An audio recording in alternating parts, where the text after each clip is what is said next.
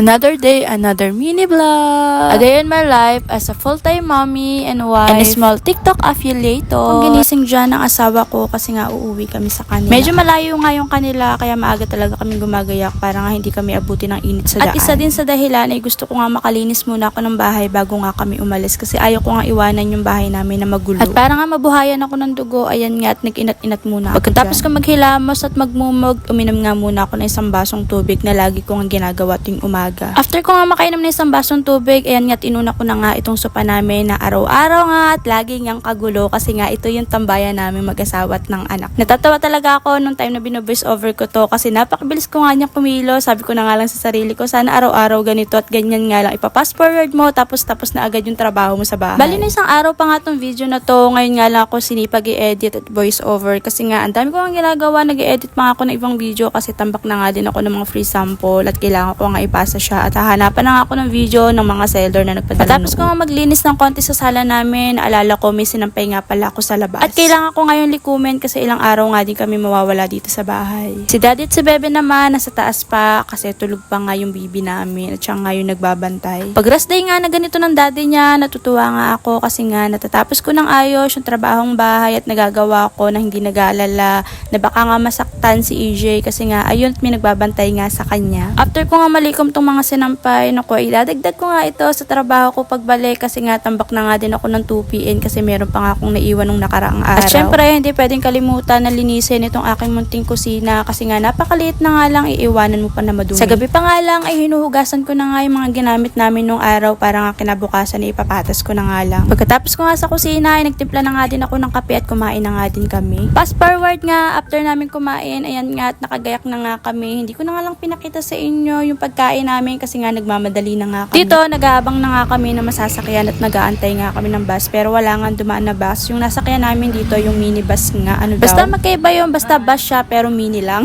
Then, nagulat ako dun sa mga daanan namin kasi madadaanan pala siya. Ito yung simbahan ng Taal. Then, after nito, yung SM Lemery naman sa bayan ng Lemery to. First time ko to kasi dati nagbaban kami tapos minsan may service Maganda yung mga nadaanan namin pero sabi ko sa asawa ko, una't huli na nga namin tong pagkukommute na ganito kasi nga palipat-lipat kami sa sasakyan na kailang lipat kami bago nakarating sa kanila. After nga ng malayong biyahe, ang bilis ng transition at yan nga at nandito na nga kami sa kanila.